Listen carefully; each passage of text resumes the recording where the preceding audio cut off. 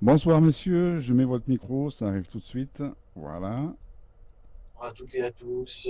Voilà, bonsoir Jean-Pierre, bonsoir Olivier. Ouais, alors, Une émission que j'ai nommée, parce que j'ai pas eu d'inspiration, alors vous me direz si j'ai eu l'inspiration juste, que j'ai nommée Histoire et Nécronomie. Parce ouais, qu'en tout fin de à fait. compte, ça relaie, bon, c'est pas la première fois que vous vous rencontrez, vous vous êtes déjà rencontrés lors d'une émission sur Terrazen, Oui, l'année terrazen.net, dernière. voilà. Voilà. C'était l'an passé. Ouais, Et cette fois-ci, on a la caméra en plus pour vous voir ensemble. Donc Jean-Pierre Crépin, Olivier Burette. Ce soir, on aura et Nico au micro.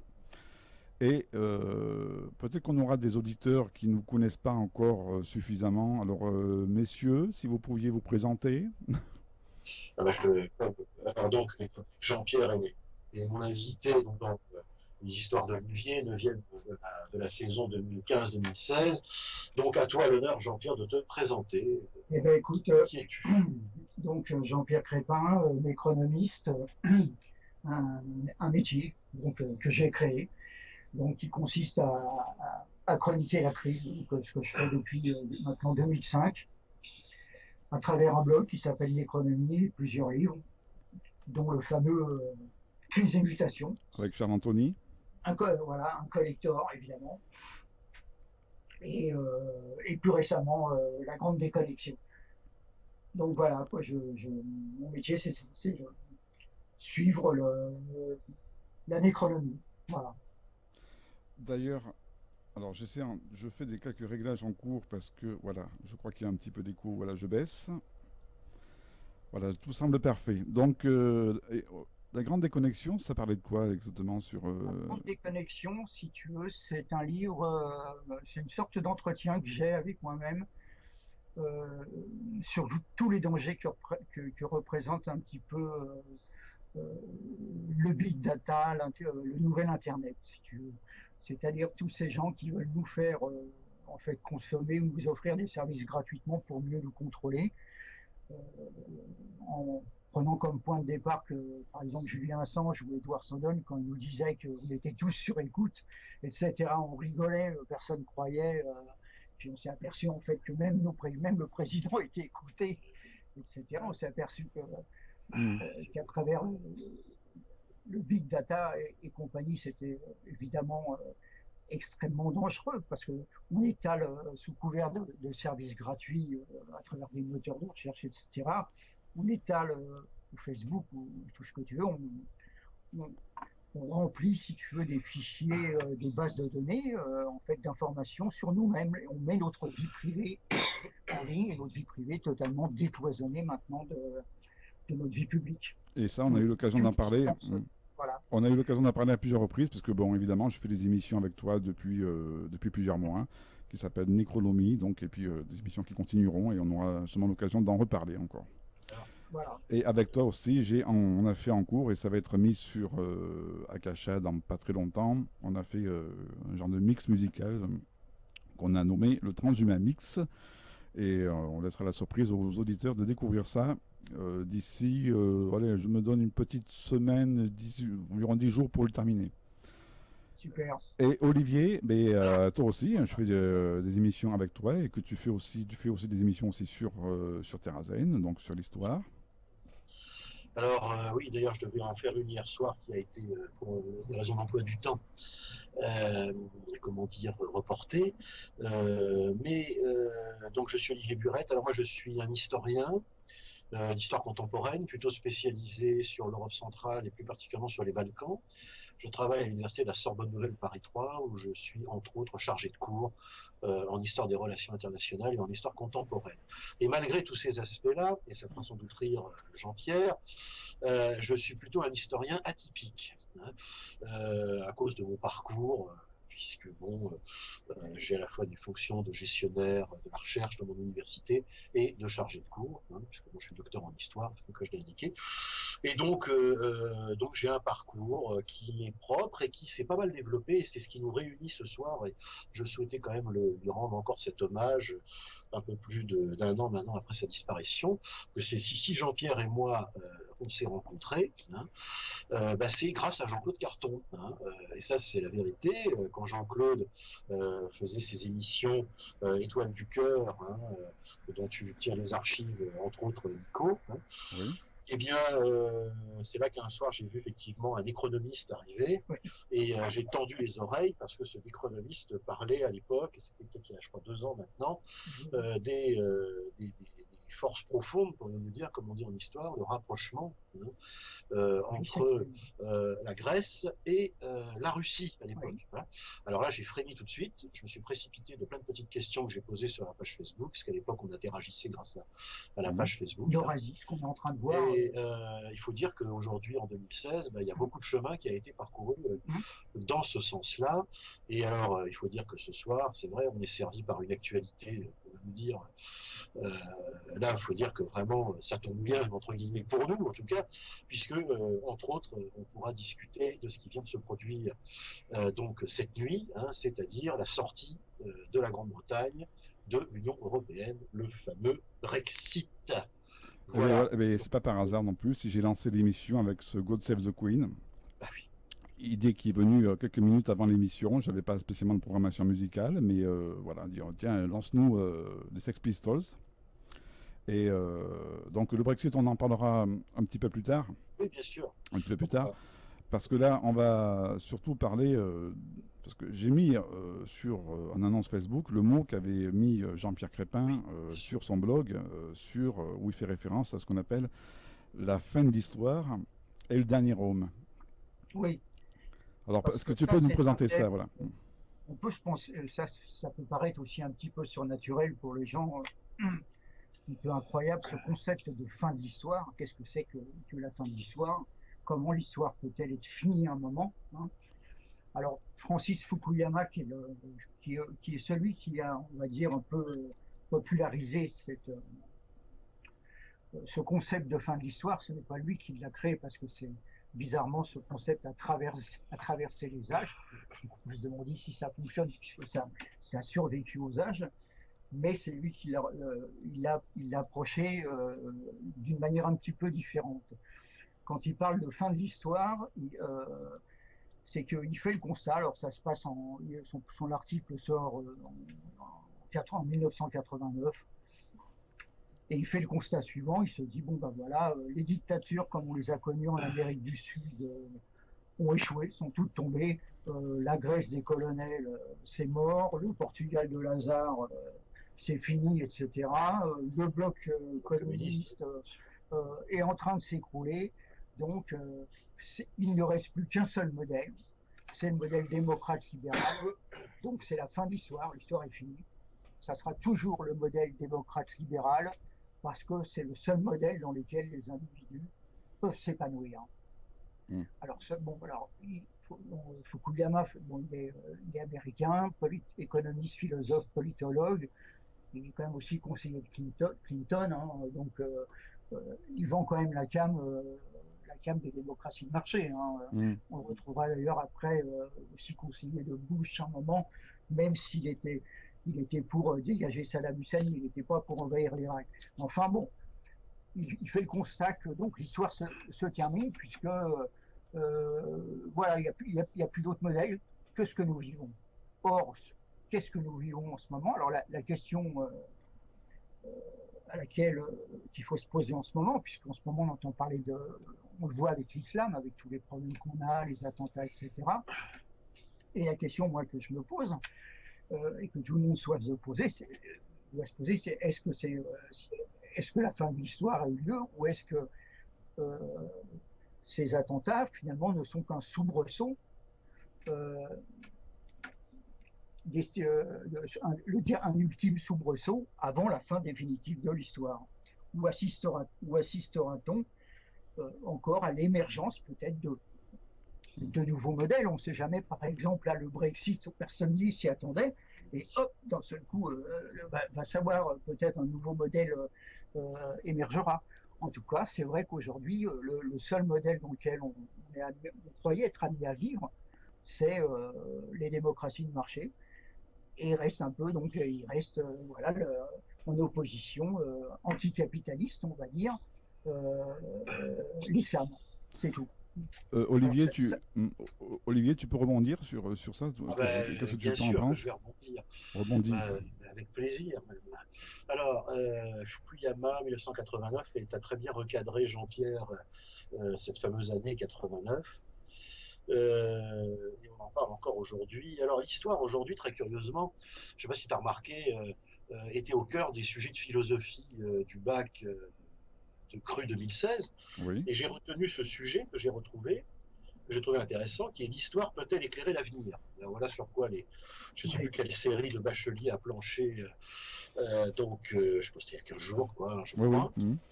Et donc on peut dire, de toute façon ce qui est sûr, c'est que c'est effectivement un concept qui est étudié en philosophie, et ça depuis toujours, hein, depuis les Grecs, hein, qui passent pour les inventeurs plus ou moins de la philosophie. On se pose des questions sur les sociétés humaines. Et moi, je me souviens qu'en 1989, j'étais un jeune étudiant en première année d'histoire, donc c'était déjà bien longtemps, et cette insertion de Fukuyama, évidemment, nous faisait hurler du De style, rire, oui. voilà, on étudie un truc qui finalement n'existe plus, on ne servira plus à rien, etc., etc., etc.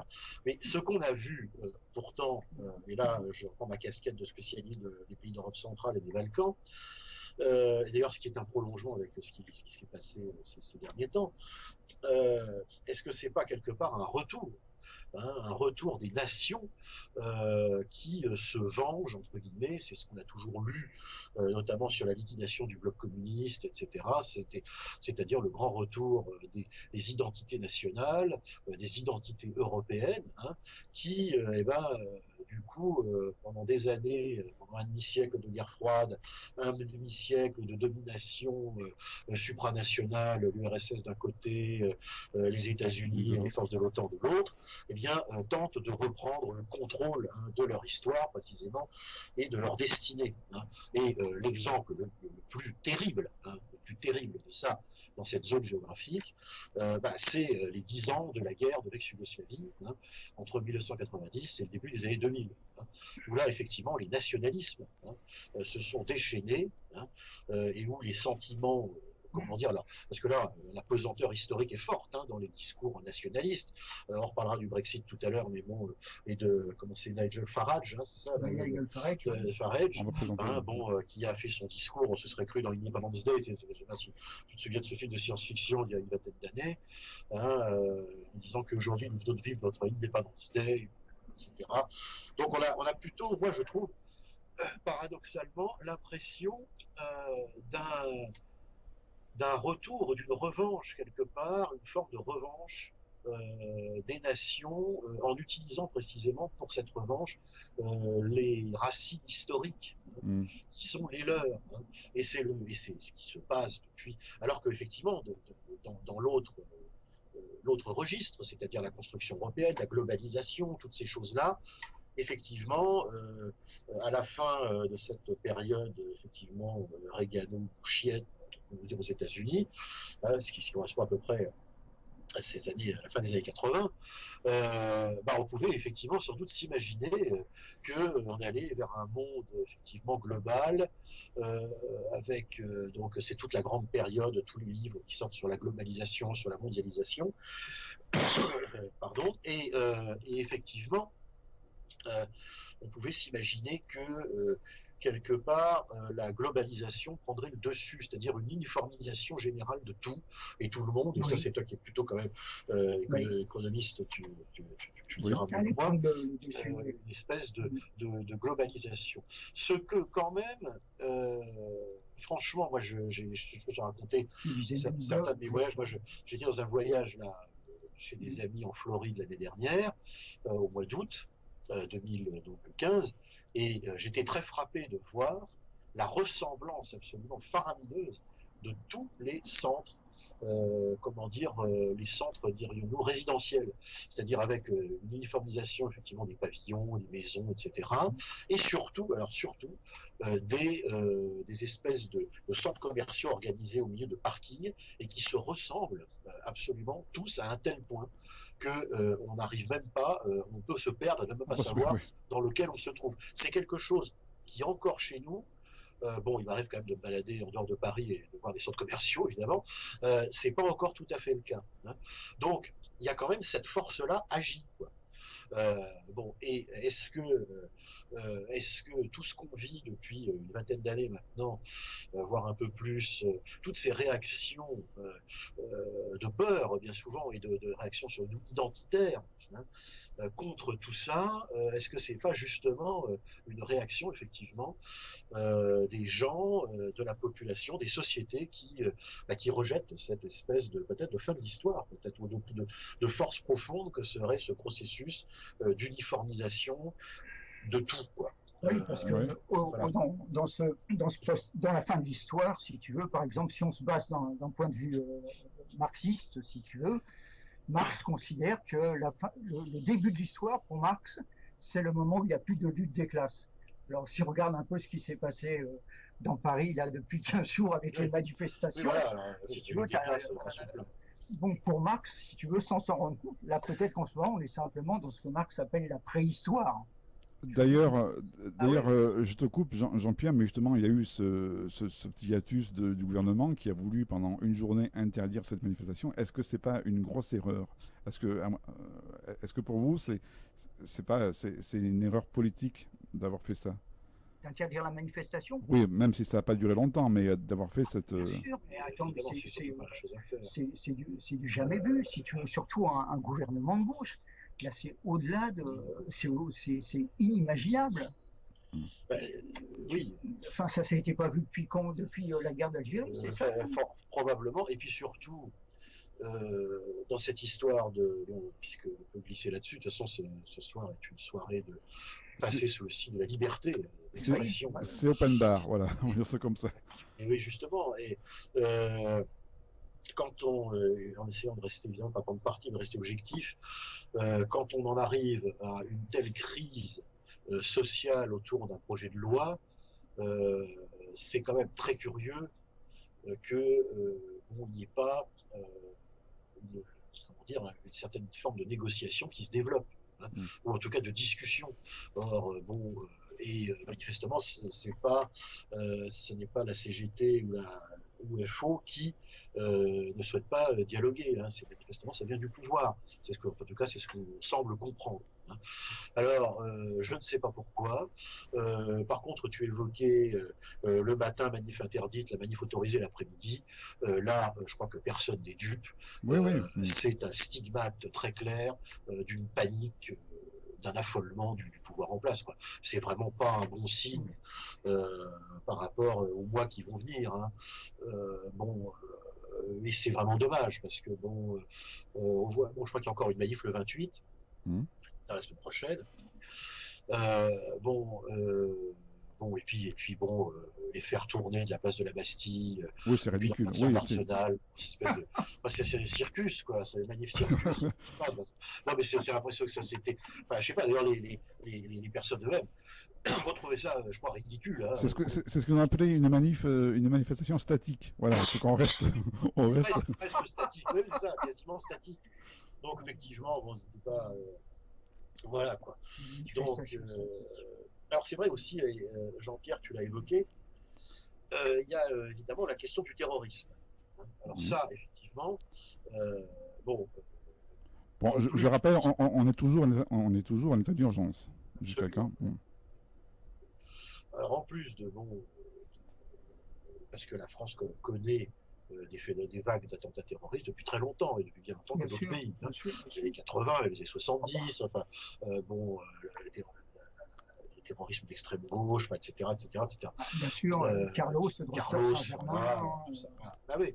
Et là, évidemment, on est peut-être, je ne sais pas, tu me corrigeras, Jean-Pierre, dans un phénomène effectivement qui est global. Oui. Et qui s'est globalisé précisément parce que ces attentats donc prêtés pour l'instant à Daesh, pour les plus récents, c'est partout. Une fois bien l'autre fois dans le cinéma là en Allemagne. Oui, ce cinéma. On nous dit il y a un mec qui a pris il y a 50 blessés. En fait, il était avec une arme en plastique. On ne sait même pas qui c'était d'ailleurs ce mec-là. Donc il y a ça. C'est partout, même à Orlando. Il y a l'assassinat effroyable du couple de policiers en banlieue cette dernière. Il y a tout un tas. Et puis bon, il y a évidemment ce que Paris a subi, c'est vrai, 2 fois dans l'année 2015, et que vraiment, enfin moi, bon, j'y étais pas bien sûr, mais je l'ai ressenti vraiment comme un immense trouble, quoi. Je veux dire, parce que j'ai beaucoup de gens autour de moi qui avaient des gens autour d'eux qui étaient impactés, quoi. Mmh. Et davantage, mais je crois qu'on avait déjà parlé, Nico, dans une émission, je crois, davantage par ce qui s'est passé au Bataclan, à Saint-Denis, et, le fameux 13 novembre, là, que Charlie, qui était, et là, c'était une de mes dernières émissions avec Jean-Claude, je me souviens toujours, quand il y a eu les attentats de Charlie, c'était en janvier 2015, et j'avais tenu absolument, il n'était pas d'accord d'ailleurs, il grognait, de mettre l'affiche rouge, cette fameuse chanson d'Ino Ferré, Oui. parce que pour moi, la façon dont je voyais ces attentats de janvier chez Charlie, c'était une exécution politique, hein, des différents caricaturistes, de gens dont on n'imaginait même pas que jamais ils pourraient mourir d'une façon aussi effroyable. On cite Charb, Wolinski, Cabu. Oui, Charles, voilà. Bernard Maris, qui était alors lui, un économiste que moi j'appréciais beaucoup. Très drôle. Je trouvais quelqu'un de remarquable, un keynésien très intéressant, qui a écrit un bouquin génial sur Keynes que je continue tous les ans de dire à mes étudiants d'acheter, qui s'appelle Keynes, l'économiste citoyen. Oui. Tu le connais. Keynes, c'est Welbeck et l'économie aussi. Oui. Ça, c'est extraordinaire aussi. Voilà. Je tiens à noter aussi, j'ouvre une parenthèse aussi pour dire que Jean-Claude Carton avait eu l'occasion d'interviewer Charb aussi du temps de Radio Ici Maintenant, et l'archive peut se trouver sur la page YouTube de Akasha Web Radio. Voilà, donc l'année 2015 a quand même été assez éprouvante, il faut bien le dire. Puis après, on a basculé dans l'état d'urgence. Voilà, mais je crois qu'il est reconduit, mais après, il ne pourra plus l'être. Hein, disons qu'après, ce n'est plus un état d'urgence, après c'est... Je crois que c'est fin juillet, je crois, ça. Je ne sais plus. Je sais pas. Ils ont attendu, je pense, ils ont attendu le déroulement de l'euro pour, par mesure de sécurité, mais... Je peux pas l'inscrire dans la Constitution, non? Mais alors, il y a une chose que toi et moi, Jean-Pierre, on connaît bien, peut-être Nico, toi aussi, c'est qu'il ne faut pas oublier qu'après l'état d'urgence, il y a l'état d'exception. Oui, l'état d'exception. Alors celui-là, c'est encore moins drôle, hein, parce qu'alors là, il y a les couvre-feux, tout ça. Bon, pour l'instant, on n'en est pas. Enfin, bon, certains parlent que si ça se prolonge, on est dans pratiquement un état, certains osent dire le mot dictature. Oui, forcément, ça. Moi, je sais pas, l'autre jour, je travaille dans un quartier paisible qui est celui du Panthéon, quand même. L'autre jour, je pars déposer du document à la Sorbonne. Qu'est-ce que je vois? Une dizaine de parachutistes armés jusqu'aux dents qui venaient de se déployer devant la mairie du 5e. Et oui, alors je me dis, mais qu'est-ce que c'est? Bon, je passe mon chemin parce que j'avais pas envie de me retrouver je ne sais quoi. Et je reviens, en fait, il y avait 3 pauvres zigotos qui étaient sur la place du Panthéon, enfin une dizaine peut-être, qui étaient en fait tu sais, les fameux opposants iraniens, là, je ne sais plus comment on les appelle, qui sont assez radicalisés, qui faisaient une manif tout à fait paisible. Mais on est arrivé à un tel point de stress, de tension dans ce pays, il faut bien le dire, hein, que y a les moindres trucs, ça immédiatement, ça risque de péter. Voilà ce que je peux dire. Mais avec Jean-Pierre, on avait évoqué ça aussi dans une émission. On avait évoqué aussi l'après-attentat avec ces personnes qui disaient ne nous laissons pas battre, sortons en terrasse. Oui.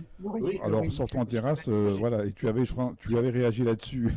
Pas Jean Boudin, parce que moi, on est en terrasse, quoi. Il y a un moment, il faut quand même arrêter. Être résistant, c'est pas voir un ennemi en terrasse, quoi. Ça, c'est comme ça. Ça, je participe pas du tout. C'est comme les gens, pas peur, on n'a pas peur, qui se marquent pas peur. Mais si, t'as peur, dis pas que t'as pas peur. Forcément que t'as peur, quoi. Parce que je veux dire, tu tiens pas 2 secondes dans la rue face à un arabe excité et tu dis que t'as pas peur. Ben oui. T'es mort de peur, voilà, c'est tout, point barre. Non, on n'est pas du tout, quand tu vois que 10 mecs Fabien, un peu équipé, arrive à prendre en otage les dégâts que ça fait 10 personnes, c'est ça qui fait peur, qui est vraiment terrifiant dans l'histoire. Et pour revenir à ce que tu disais tout à l'heure, oui, évidemment, le terrorisme s'est exporté, il s'est mondialisé au même titre que notre système, que le modèle dans lequel on vivait, bon, bah, s'exportait, on colonisait avec un modèle un peu impérialiste, et ben, la réplique qu'il y a eu en face, si tu veux, c'est le contre-pouvoir, ça a été à travers un terroriste qui s'est exporté, mais qui a même pas eu finalement à s'exporter, puisque les gens étaient déjà sur place. Simplement, on leur faisait une promesse qui était extraordinaire. On leur disait, bon, bah voilà, maintenant, au lieu d'avoir une vie minable en France ou dans tel pays, eh ben, tu vas devenir un martyr. C'est mieux qu'être popstar, si tu veux. Il y a un sketch très drôle d'ailleurs donc de Dieudonné, t'aimes, on n'aime pas, mais il y a un sketch très drôle qui s'appelle La fine équipe du 11 septembre, où Oui, il y a les mecs, tu sais, qui c'est juste avant l'attentat, alors il dit, bon alors, tac, alors 50 nanas, alors 50 vierges, des filles, il y a un mec qui lève la main, il dit, est-ce qu'on peut avoir des garçons? Moitié, il dit, ah ben c'est le dernier moment, alors tu demandes, mais alors comment il nous reconnaîtra mais ben, tu diras, on est la fine équipe du 11 septembre. Ah non, mais Enfin, voilà, enfin, tu vois ce que je veux dire, bon. mais ce qui veut dire, c'est qu'il y en aura toujours pour avaler la salade, quoi. Donc, Évidemment, si tu veux, la promesse est tellement forte, euh, moi, j'ai connu des gens qui préfèrent la légende à la réalité, qui n'étaient pas forcément des islamistes, d'ailleurs, qui étaient des gens. Il y a beaucoup de gens qui préfèrent d'une certaine façon la légende à la réalité. Et qui vivent comme ça dans un univers qui n'est pas un univers réel. Et là, effectivement, ça se concrétise comme ça. On ne peut pas, comme le processus de déradicalisation. Donc, regarde ça, c'est encore un truc de dingue. Bon, bah tiens, on va le déradicaliser. Alors, toi, tu chopes le mec. Alors, déjà, il faut savoir observer le mec, à quel moment tu te radicalises, comment comment on te déradicalise, quoi. Alors, on te fout dans un centre commercial, on te dit non, ça, alors faut pas faire sauter, faut pas mettre de bombes, c'est fait pour acheter des trucs. Enfin, tu vois un peu les techniques de déradicalisation, quoi. mais ce qui semble toujours étonnant, c'est que toutes ces personnes qui sont liées, soit qui font les attentats, ou soit qui sont liées, on apprend toujours après que, comme par hasard, ils étaient connus des services secrets, ou alors avaient des liens, oui, avec eux. Donc, à chaque fois, c'est douteux. Sous le fameux fichier S. Oui, ce fameux fichier S qui comporterait 5000 noms. oui. Mais il n'y a pas que des islamistes. Hein. Alors, c'est surtout les S islamistes qu'ils ont surveillés. Mais apparemment, c'est la polémique justement sur ça, parce que ça disparaît. Quand même. Alors, les déradicalisés, bah oui, mais il faut quand même pas. Enfin, moi, je pense qu'il y a un truc tout simple dans cette histoire, c'est qu'il faut quand même pas oublier que tout ça, c'est quand même une vision, quand même. Enfin, bon, tu me diras, toutes les religions ont connu leur phase d'extrémisme effroyable dans l'histoire, mais on sait quand même que c'est quand même pas bon, ce qui est attendu d'une religion. Hein. Une religion, c'est pas fait pour aller tuer les autres, quelle qu'elle soit d'ailleurs. Hein. Donc peut-être que moi je crois beaucoup, mais je ne sais pas si ça peut être fait un jour, mais je crois beaucoup à la réponse des musulmans eux-mêmes contre ça. C'est tout. Et là, il y aura plus de radicalisation parce qu'on dira, mais voilà, je crois à ça. Bon, c'est une des. Mais justement, est-ce que À ça vient du. À moins, mon Nico, qu'on arrive par le transhumanisme à isoler le gène de la peur, qui génère les religions. Mais est-ce que ça vient aussi du fait La religion, est-ce que c'est pas la peur de la mort qui génère les religions? Ça, c'est certain, le sentiment originel de si tu arrivais à isoler ça. Tu parlais d'archéologie tout à l'heure, tu parlais de préhistoire tout à l'heure. On sait bien que dans les grottes, les premières grottes, d'ailleurs, je pense que Nico, toi, tu dois être dans ta région, il doit y en avoir pas mal. Alors, plutôt à côté, il y a les. Oui, vers Serla avec. Les premières manifestations cultuelles des premiers hommes, enfin nos ancêtres, quoi. C'est autour de la mort. Oui, oui, bien sûr. C'est quand même comme ça que tout ça. Bon, après, on croit qu'on ait des raisons de constater, je dirais, l'existence d'une spiritualité, ça c'est autre chose. Mais l'histoire effectivement des polythéismes, des principaux monothéismes, bah oui, ça découle quand même de ça. C'est pas pour dire que ça n'existe pas ou que ça n'existe pas, on n'a pas été vérifié, mais en tout cas, c'est le domaine de la foi, ça n'a rien à voir avec ce qui nous interpelle ce soir. Il y avait André Malraux qui disait le XXIe siècle sera spirituel ou non. Oui, alors je sais plus, cette citation, il paraît, a été tellement déployée, je pense. Si c'est disait spirituel, religieux, comme Warhol, Warhol, il s'était pas trompé. Hein. Il disait Warhol, oui, on l'a souvent évoqué avec Jean-Pierre. Hein, ça, justement, même, ça se voit même par le phénomène justement des kamikazes. Maintenant, avec Internet, c'est fait. Avec Instagram, tout le monde a une star. Ça Warhol, c'était vraiment. Il avait bien passé. Il avait vraiment vu le truc, quoi. C'est sûr. Et ce besoin quasiment irrépressible, quoi, de mettre sa vie en ligne à ce point-là, si tu veux, ça quand même, c'est quand même un truc sidérant. C'est les réseaux sociaux. Les réseaux sociaux. Des gens qui mettent absolument l'intégralité de leur existence sur Facebook. Oui, mais ça, c'est quand même, c'est une forme de religion aussi. C'est parce qu'à un moment, qu'on voit que quand tu vois sur l'ordinateur ton existence, c'est quand même aussi une preuve vis-à-vis de toi-même que tu existes réellement. Oui. C'est pire que ça, puisque ta personnalité, ton avatar, devient plus important. Moi, je connais les gens, leur avatar, leur personnalité numérique est devenue plus important que leur personnalité dans le monde réel. Mais il y avait eu ce fameux jeu vidéo là qui était, je n'ai plus le nom en tête, qui avait fait un carton, je ne sais pas s'il fait toujours un carton, qui était en ligne, où justement on avait nos propres avatars. Sims. Non, et oui, il y a les Sims, mais il était en ligne. Je n'ai plus le nom en tête, dommage. C'est le deuxième monde, non? Ah oui. Oui, comment ça s'appelle ce truc? Non. Et il y avait même Ségolène Royal qui avait mis son truc, qui avait mis son avatar aussi. Enfin, il y avait eu tout. Comment ça s'appelle? Je sais plus. Ouais, voilà, mais j'ai plus le nom parce qu'on n'entend plus trop parler, mais ça a fait. Moi, j'avais effectivement un avatar, et alors on se baladait dans des mondes incroyables. Voilà, exactement. C'était très prenant, c'est dans 3 dimensions, etc. Oui, c'était un jeu en ligne. Il y a des gens qui ont gagné énormément d'argent avec ce truc-là. Il y avait une chinoise. Il y avait des entreprises, il y avait des entreprises qui créaient leur propre. Il y a des gens qui ont gagné un tas de pognon avec ça. Oui, puis avec les bitcoins. Avec les bitcoins.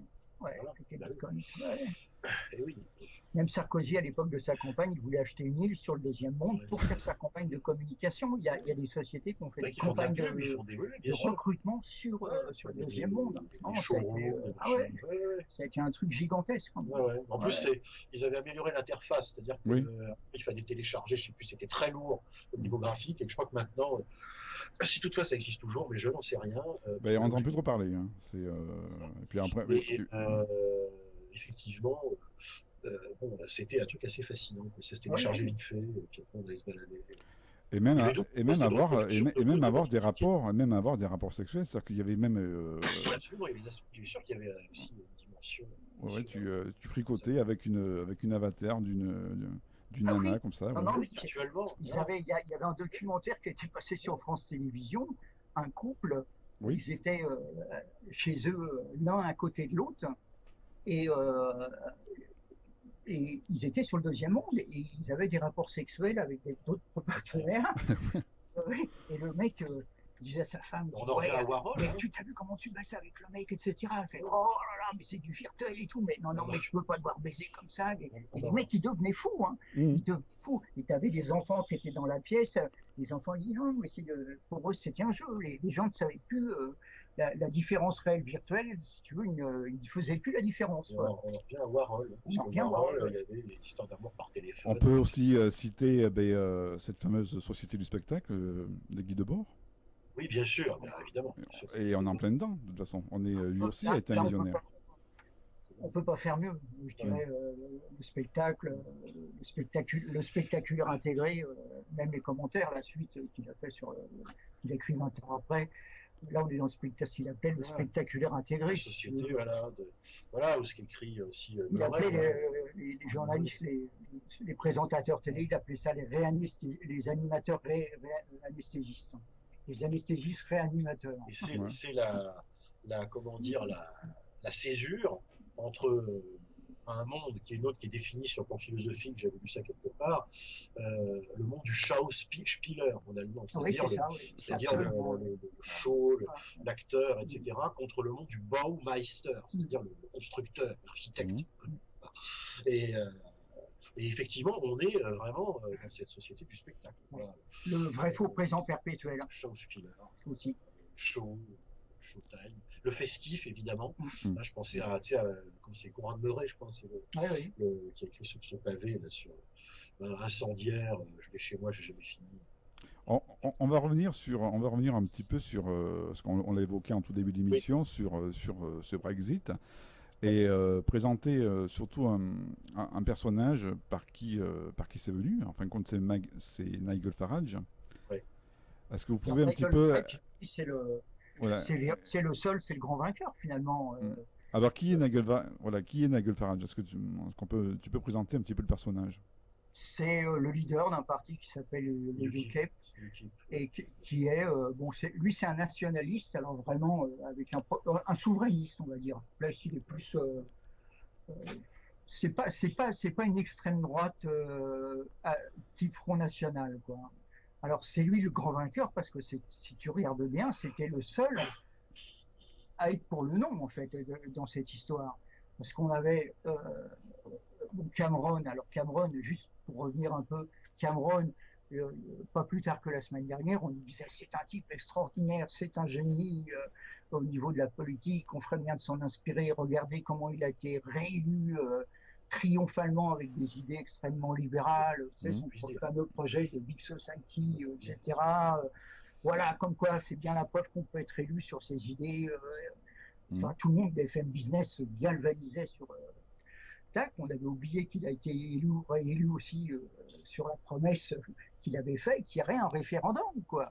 Il n'y avait pas que ses idées, il y avait... Et donc voilà, ça pour le coup, il a tenu sa promesse, il a fait un référendum, et là, donc, tous les gens qui se taisaient, qu'on voyait, qui n'étaient plus représentés nulle part, puisque les travaillistes, Jeremy Corbyn, etc., eux étaient aussi pour le oui. Donc en fait, il y avait les conservateurs qui étaient pour le oui, les travaillistes qui étaient pour tout le monde. Et d'ailleurs, Cameron qui disait a reproché à Corbyn, il lui a dit on ne peut pas dire que vous ayez fait une grosse campagne pour soutenir le oui. Bon, non, il a fait une campagne un peu mollassonne, mais il était quand même pour le oui. Et le seul véritablement qui était pour le non, c'est Nigel Farage, qui fait des shows permanents à l'Europe.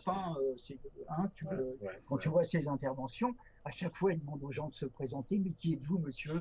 Qui vous a élu? Présentez-vous, on ne vous connaît pas, quoi. Donc, personnage haut et en couleur, qu'est-ce qu'on peut en dire voilà, c'est ce développement de tous ces personnages qui se développent partout maintenant en Europe, de qualifier entre guillemets de populistes, quoi.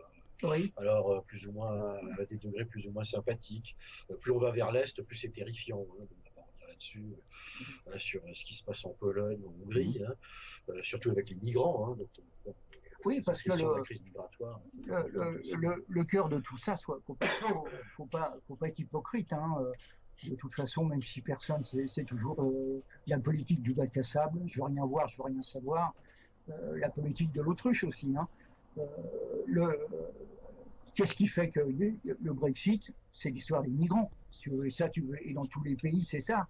Donc, personne. C'est pour ça que les gens sont extrêmement mal à l'aise dans tous les médias. Moi, ce matin, j'écoutais, ils essayaient tous de trouver des mots pour rassurer. Si tu écoutais les infos ce matin, tout le monde, ils tiraient tous la gueule, mais en même temps, ils étaient là, oui, mais c'est pas si grave que ça. Finalement, il n'y aura pas d'incidence pour nous. Tu avais l'impression que finalement, ça ne changeait rien, quoi. Et pourquoi ça s'était produit? Alors ça, si tu veux, personne n'avait une explication, quoi. Personne n'avait une explication. À Londres, 62% des gens avaient voté oui. Alors là, quand tu allais À Sunderland, 62% des gens non. À Leeds, tu sais, à Leeds où il n'y a plus d'anglais, où il n'y a plus que des polonais, il y a 1 million de polonais là-bas hein, qui ont migré. Voilà, donc eux, ils ont vu le plombier polonais de plein fouet. Ouais. Hein. Moi, je connais des mecs, des anglais qui habitaient à Leeds, ils me disaient on quitte Leeds, Jean-Pierre, parce qu'il n'y a plus de mecs qui parlent anglais. Quoi. Ils se sont pris une première vague d'immigration portugaise, après ils se sont pris la vague polonaise, une deuxième vague de portugais. Voilà Oui. quoi. Donc personne n'a osé l'histoire des migrants. D'ailleurs, ça c'est une vraie question parce que derrière la complexité, l'immense complexité, parce que ça a été un vrai bordel, parce que bon, faire une sortie même sur 2 ans, ça me paraît même très peu parce que rebâtir des accords, qu'est-ce que va faire l'Angleterre? Est-ce qu'ils vont faire un accord à la norvégienne, un accord à la Suisse, un accord à la canadienne, à la coréenne? Il y a tellement de possibilités. Comment les biens et les services vont circuler? Les ailes d'Airbus sont fabriquées là-bas, par exemple. Bon, quelle va être la TVA chaque fois? S'il va y avoir une TVA chaque fois que tu fais rentrer un bien et que tu fais sortir un bien. Si tel est le cas, Airbus sera plus rentable, par exemple. Tu vois, puis il y a un différentiel trop énorme par rapport. Et alors bon, il y a des choses qu'on pourrait peut-être faire pour les biens, mais pour les services, on ne pourra pas les faire. Enfin, il y a des bon. Et pour les migrants, qu'est-ce qu'on va faire? Les migrants qui sont écalés, puisque bon, maintenant que les douanes vont être rétablies, eux, ils veulent aller en Angleterre. L'Angleterre n'en veut pas. Évidemment, non, oui. Donc ça veut dire qu'il y a une jungle, la jungle va être permanente en fait. Va-t-on reboucher le tunnel sous la Manche? Écoute, en tout cas, moi je l'ai pris au mois d'octobre de l'année dernière et j'ai eu plus grand mal à rentrer en France après parce que justement le collectif No Borders, qui n'était pas connu à l'époque, s'était enchaîné au terminal de Saint-Pancras. C'était les débuts, alors tout le monde était sidéré, on a réussi à partir quand même, c'est pas grave, hein, mais c'était le début de tous ces trucs-là. Et c'est vrai qu'on s'est dit, bah oui, l'Eurostar, voilà, c'était une belle époque, voilà, c'était pratique, mais bon, finalement, je sais pas. Alors, moi, je sais pas, cette histoire de Brexit. Moi, oui, alors justement, oui, parce historien, que si tu veux. ça m'amène une question à laquelle vous pouvez répondre, et à laquelle tu peux répondre aussi, Olivier. C'est tout le monde s'inquiète de la prolifération de l'idée de sortir de l'Union européenne. Il peut y avoir. Alors moi, il se trouve qu'on m'a demandé ce matin une petite synthèse, parce que je publie des articles dans des journaux francophones à l'étranger, notamment. On m'a demandé une petite synthèse tout de suite en urgence de ce truc-là, évidemment. Alors je l'ai fait, et moi, alors, je ne vais pas la lire, parce qu'on n'est vraiment pas là pour ça, mais moi je pense que on est dans cette histoire de Brexit qui est arrivée ce matin, dans la chose la plus grave qui n'est pas arrivée depuis 2005. Parce que là, je m'appuie sur mes cours que je fais tous les ans, toujours pareil. Hein. Moi, j'enseigne toujours, et je crois que ça vraiment, alors ce soir, ça le justifie encore 25 fois plus, que 2005, c'est vraiment l'année de la rupture, parce que jusqu'à 2005, on a un continuum, il y a le traité de Maastricht, il y a tout ça en 92, et puis on arrive à ce projet de constitution européenne. Hein. Oui. On a un peu oublié aujourd'hui. Et il y a un double référendum, hein, encore un, qui est fait là, hein, en France et en Hollande, hein, où le non triomphe. C'est important, ça. Oui. Le non triomphe. Alors, qu'est-ce que ça va entraîner, hein? Justement, pas grand-chose, quoi. C'est-à-dire un replâtrage, hein, pendant à peu près 10 ans, on va essayer de replâtrer les choses, de continuer à faire vivre le système, hein. Mais finalement, et comme on le sait, les différentes crises, hein, tombent les unes après les autres à ce moment-là sur l'Europe, la crise financière, la crise monétaire, la crise grecque, la crise de l'euro, la crise migratoire, la crise ukrainienne. Non, mais c'est vrai, hein, parce que c'est la crise. Moi, je me suis amusé une fois dans un article à faire un récapitulatif de toutes les calamités qui, depuis 2005, hein, sont tombées successivement sur l'Europe. Alors, on peut se dire deux choses par rapport à ça. Soit on aurait pu, on aurait dû entendre certainement celles et ceux qui prônaient autre chose qu'une constitution qui nous menait vers la fameuse fédération d'États-nations dont on nous parle souvent. Hein. Ça, c'était la première chose. Hein. Et puis, deuxièmement, bon, est-ce que si effectivement il y avait eu une architecture plus importante de l'Europe à ce moment-là, sous la forme d'une constitution, mais peut-être pas sous cette forme-là, eh ben, est-ce qu'on ne peut pas se dire quand même aujourd'hui que on aurait peut-être affronté toutes ces crises un petit peu mieux, ou en tout cas moins mal. Hein. Moi, j'en suis convaincu. Hein. Alors, manifestement, pas de gestion, pas grand-chose depuis 2005. Et maintenant, qu'est-ce qui se passe? Et c'est ce que je disais avec Jean-Pierre en arrivant, là, tout à l'heure. Il se passe que les faits, si je puis dire, reprennent, comment dire, leur force eux-mêmes. Hein. C'est-à-dire que Oui. les pays s'en vont, quoi.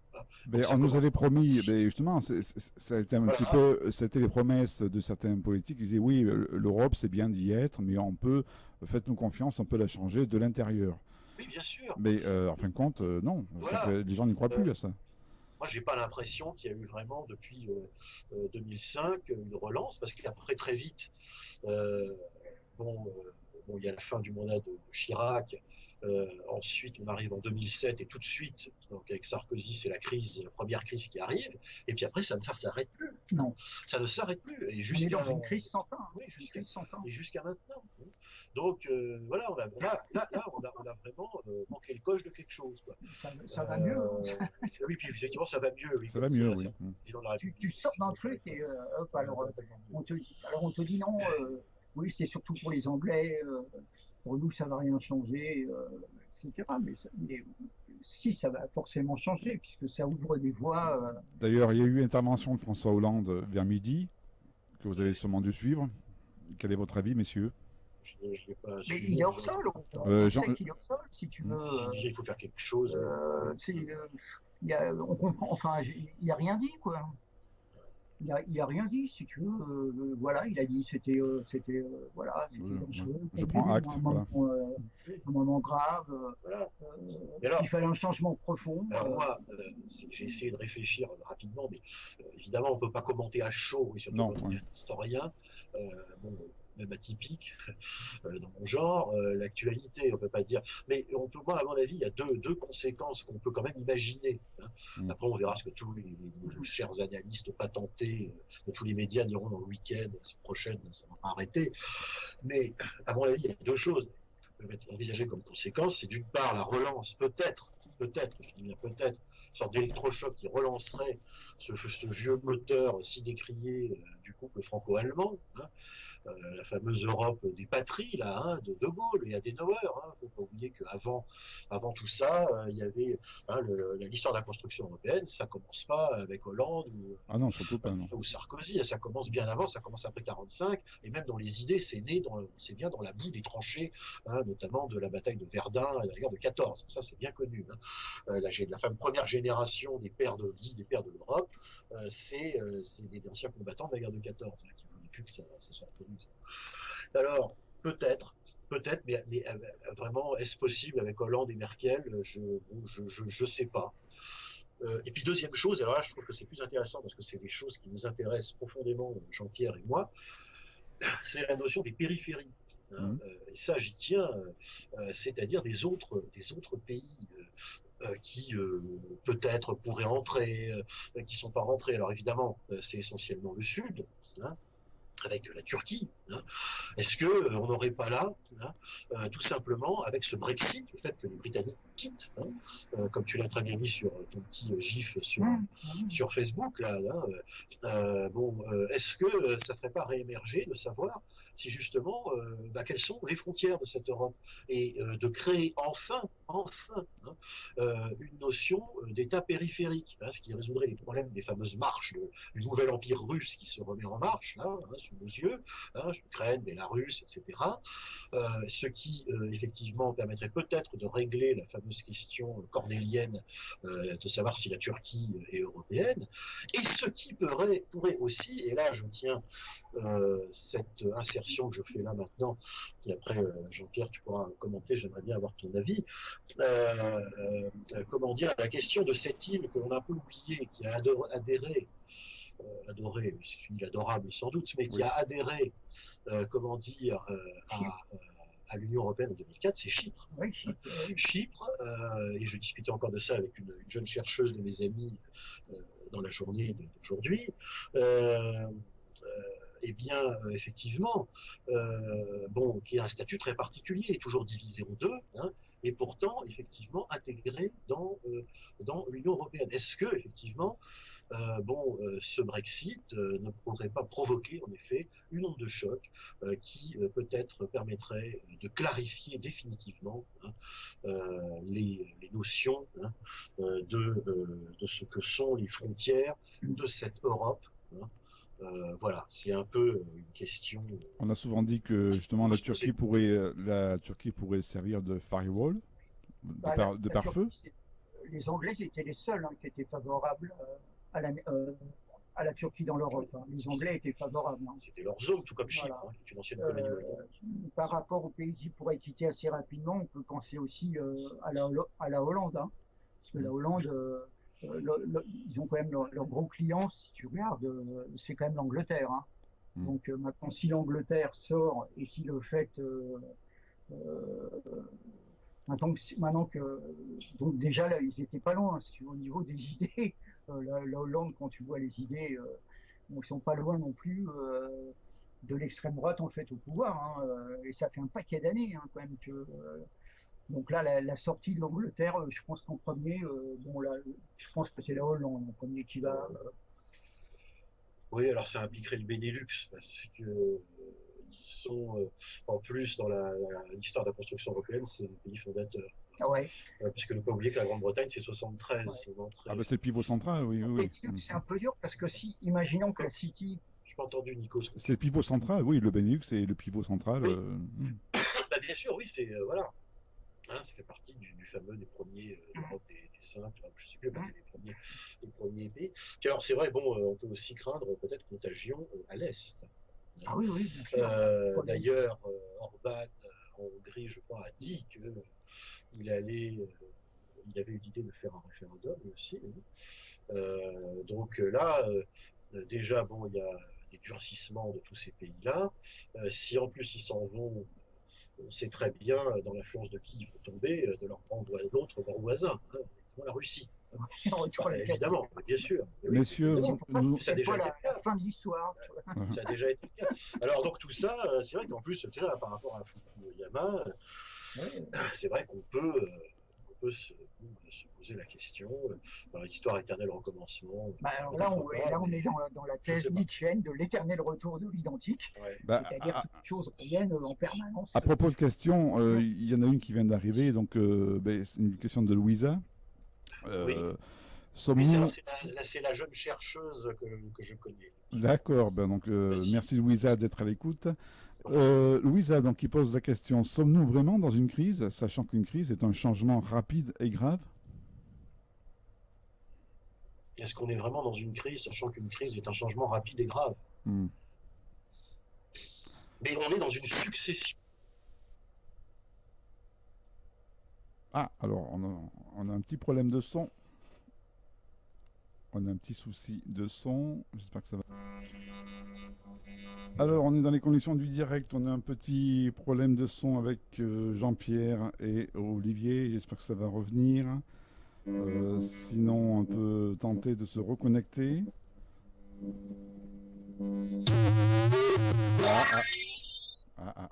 C'est mieux. Ah, je crois que je t'entends à nouveau. Il s'est passé quelques minutes très étranges, hein. On a eu un son très... Justement, ça m'a fait penser au transhumanisme.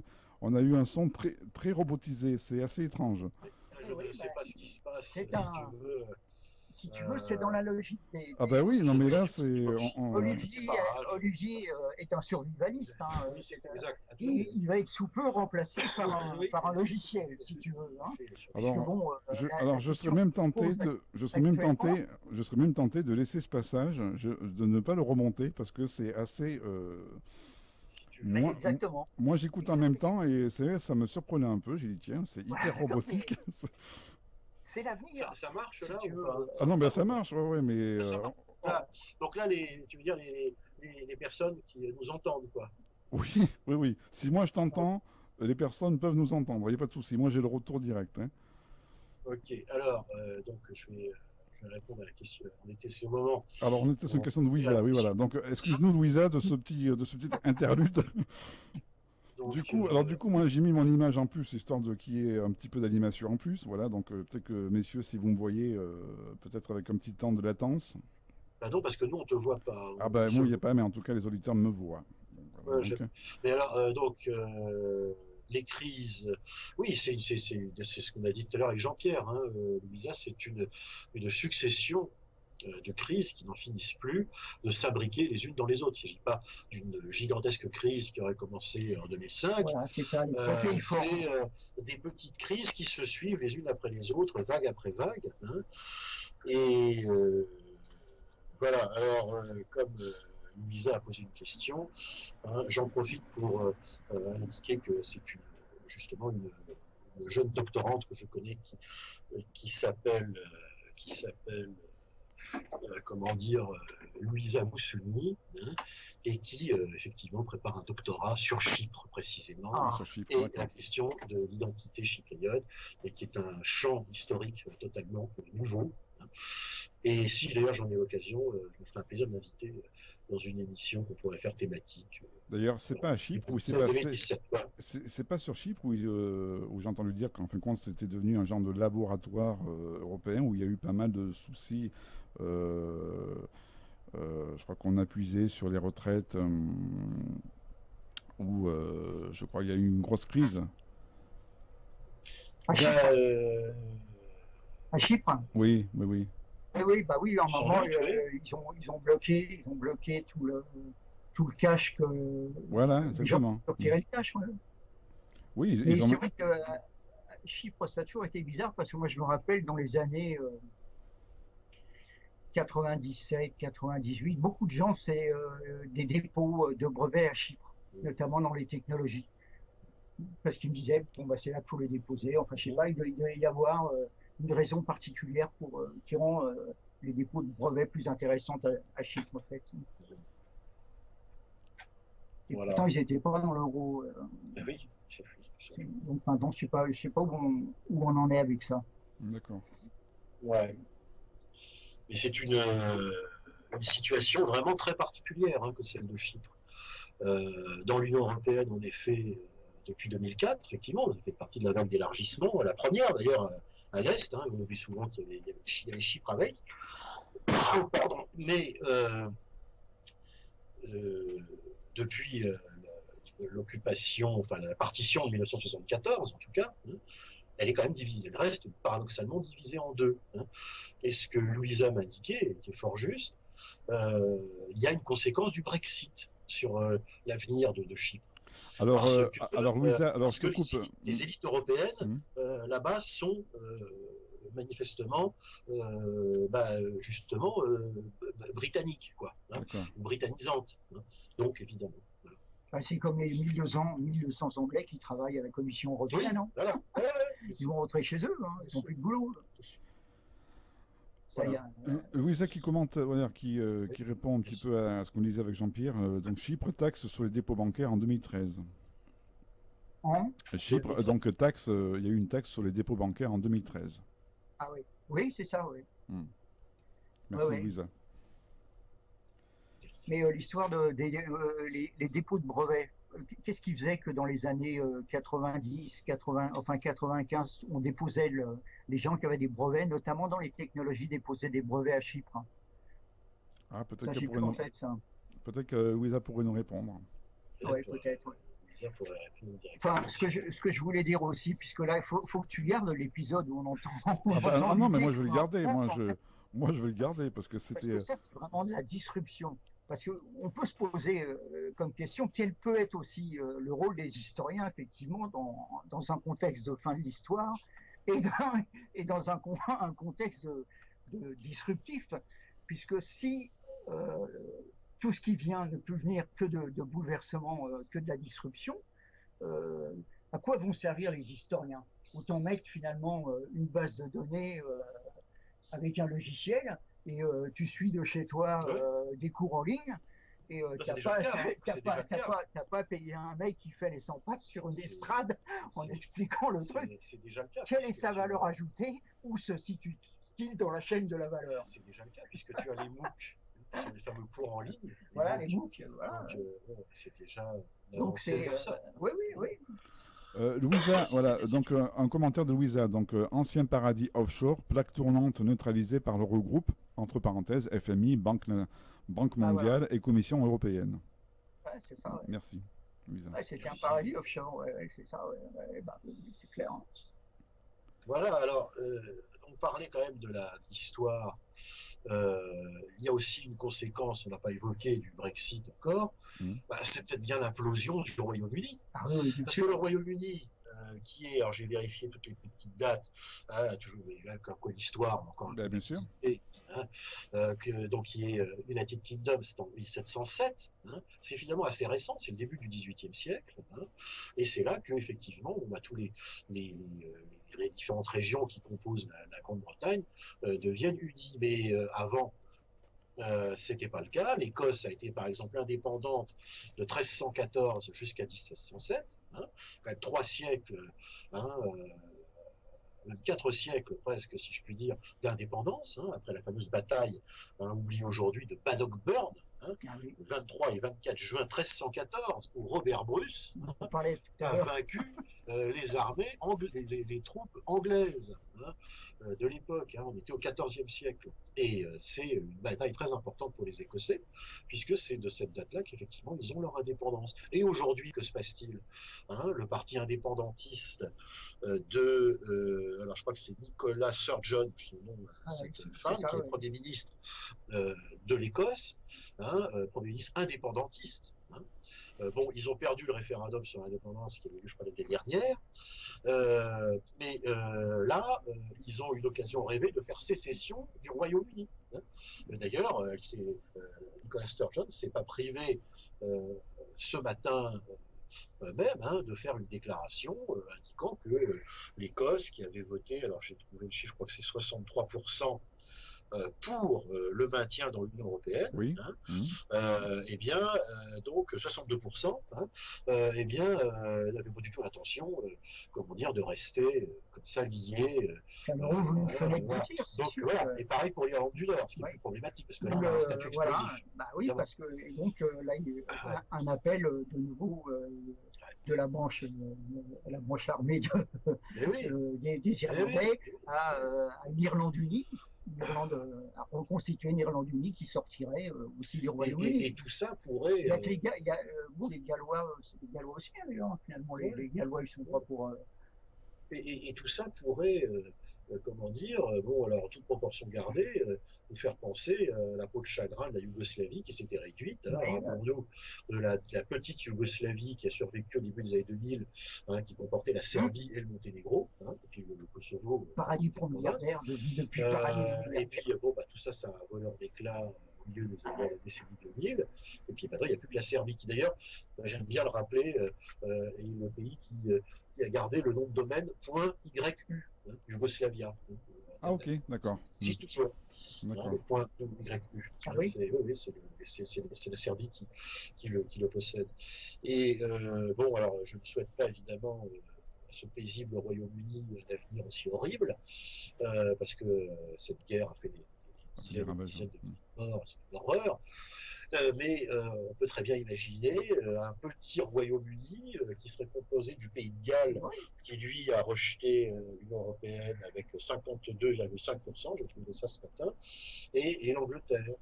Oui, mais il y a une autre hypothèse, hein, si tu veux, qu'il faut quand même évoquer, et des gens très sérieux, comme Jacques Sapir par exemple, l'évoquent. Il est possible que les Anglais s'en sortent effectivement mieux sans les contraintes de Bruxelles. Hein.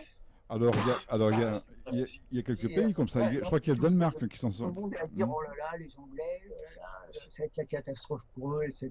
Mais si c'est ça, les Anglais vont s'en sortir beaucoup mieux. Ben, je crois qu'il y a le Danemark, il me semble qu'il y a... Donc, exactement, il y a le Danemark. Et il y a l'Islande. Alors, ce qu'il y a, c'est qu'on ne sait pas dans quel modèle, s'ils vont être dans le modèle norvégien ou dans le modèle suisse, ou quel modèle ils vont choisir, ou le modèle canadien, etc. Il y a différentes façons, mais il est tout à fait possible qu'ils s'en sortent mieux, ouais. Et s'ils s'en sortent mieux, En tout cas, là, bah oui. ouais. Non, mais ça, faut. Alors là, par contre, s'ils s'en sortent mieux, alors là, ça. Mais là, Ça, mais c'est là où il peut y avoir cette prolifération de demandes de référendum. ah oui. Là, c'est la porte ouverte à tout. Mais déjà, de toute façon, la porte, elle s'est ouverte, Nico. Dès l'instant qu'un truc, il y a un an, qu'on nous disait encore, je me rappelle, pour la Grèce, on disait, oui, c'est impossible, on n'a pas prévu la sortie, on ne peut pas sortir, comme on fait pour sortir les gens, c'est pas possible, on ne peut pas virer, il n'y a pas de truc de... Et là, je te dis, on s'aperçoit qu'il suffit d'envoyer une lettre, de demander la sortie, on peut sortir. Bon, bah, c'est bien la preuve qu'on vous a raconté encore une fois n'importe c'est quoi. oui, c'est les garde-fous oui, c'est certains garde-fous qui. On nous a encore baratiné finalement, donc on peut tout à fait sortir, de l'Europe, de la zone euro. Voilà. On pourrait en revenir à ce bon vieux concept qui est un serpent de mer politique qu'on retrouve régulièrement, qui était la vision de De Gaulle, l'Europe des patries. Hélas, ce thème a été repris plutôt par l'extrême droite aujourd'hui. Évidemment, il y a une récupération. N'empêche que, on peut toujours se poser certaines questions qui étaient récurrentes avec la signature du traité de Maastricht en 92 et sa ratification, où là aussi on voyait, tu parlais justement des travaillistes et des conservateurs qui étaient pour le maintien. En Grande-Bretagne, là c'est pareil, les socialistes et à l'époque le RPR, je crois que c'était 192 encore, qui donc prônait évidemment la ratification de ce traité. Alors moi je me souviens très bien, à l'époque j'étais encore jeune historien, et on était au début de l'éclatement sous nos yeux en Europe d'un modèle fédéral, qui était celui de la Yougoslavie. Oui. Franchement on se disait, mais est-ce une bonne idée que d'aller faire vivre ensemble tout un tas de pays quand même plutôt assez différents les uns des autres, et de les faire vivre ensemble dans une structure qui n'arrêtait pas, et surtout depuis Maastricht, parce que c'est très clair quand on voit la construction européenne. Moi je l'ai enseigné, c'est très très clair. Cette construction tend à quelque chose de fédéral. L'espace, la zone douanière commune, dès le départ, la monnaie commune, les institutions qui deviennent communes, la Constitution, et ensuite on parachever tout, la Constitution en effet.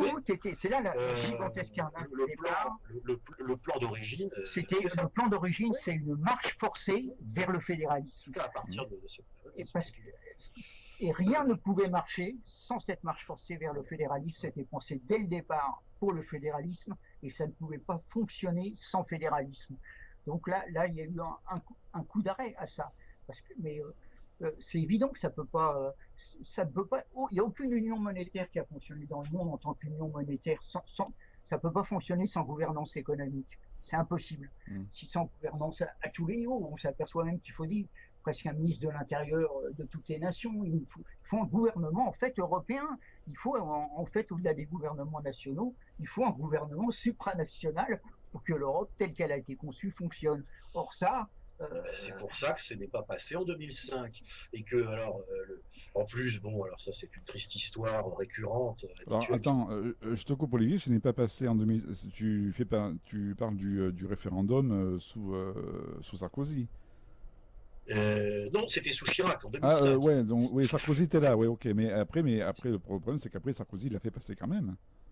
Oui, parce qu'après, ils ont fait un traité à minima. Malgré le nom. Et qui est passé par voie parlementaire. On va recommencer, évidemment. Voilà, c'est ça que moi, parce que moi, je suis. Je veux dire, je ne crois pas que dans toute cette histoire, il y ait des gens qui soient anti-européens. Tout le monde est pour que nous vivions tous dans un espace collectif de paix.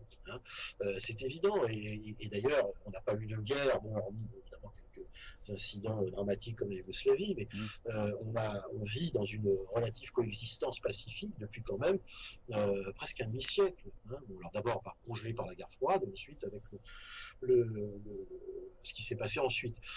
Mais ne fallait-il pas, je continue de le dire, en 2005, n'aurait-il pas fallu, plutôt que de faire des replâtrages comme ça, de remettre la copie, si je puis dire, à l'équipe dont était en charge l'ancien président de la République, Valéry Giscard d'Estaing, n'oublions pas.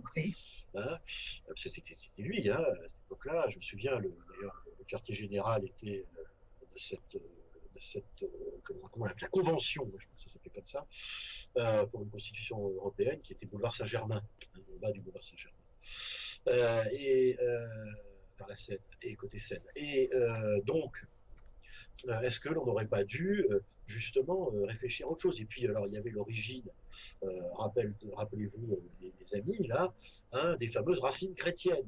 Hein, voilà, hein, parce qu'il y avait ça aussi dans le préambule, hein, il y a eu cette affaire-là. Hein. Donc, là encore une fois, n'aurions pas pu nous trouver cette phrase que, évidemment, les origines européennes étaient en partie chrétienne, hein, mais dire, comme le fait Viktor Orban, enfin on aimerait le faire, que l'Europe actuelle c'est comme la chrétienté, hein, de nos bonnes vieilles croisades, bon, évidemment c'est du délire. Hein. C'est encore une fois un délire en plus identitaro-nationaliste dangereux. Hein, parce que c'est faux, tout simplement, parce que l'Europe elle est multi-ethnique, multiculturelle, etc., etc., etc. Mais ça n'empêche pas que l'origine, en effet, hein, et là, alors on peut chercher plusieurs auteurs. Il y a un très bon livre de Jacques Le Goff, dont j'avais fait plusieurs citations dans des émissions de Jean-Claude, qui s'appelle L'Europe était née au Moyen-Âge. Je le recommande vivement. C'est un petit livre de poche au seuil, hein, où Le Goff, disparu aujourd'hui, qui est un des plus grands historiens du Moyen-Âge, hein, avait justement s'était posé la question. Ben, c'est un livre remarquable qui nous apprend beaucoup de choses sur ça, et qu'on voit qu'évidemment, hein, parce que moi tout ça me fait, ça me fait pas sourire parce que c'est dramatique, mais l'Europe, hein, l'Union européenne, l'UE, Bruxelles, Strasbourg, tout ça, c'est une forme de, du vivre ensemble des Européens. Hein. L'Europe tout court, hein, mais ça fait 2000 ans qu'elle existe. Hein. Et la Grande-Bretagne, elle est en Europe, et elle y sera toujours. Hein. Elle, on ne se pose pas de questions.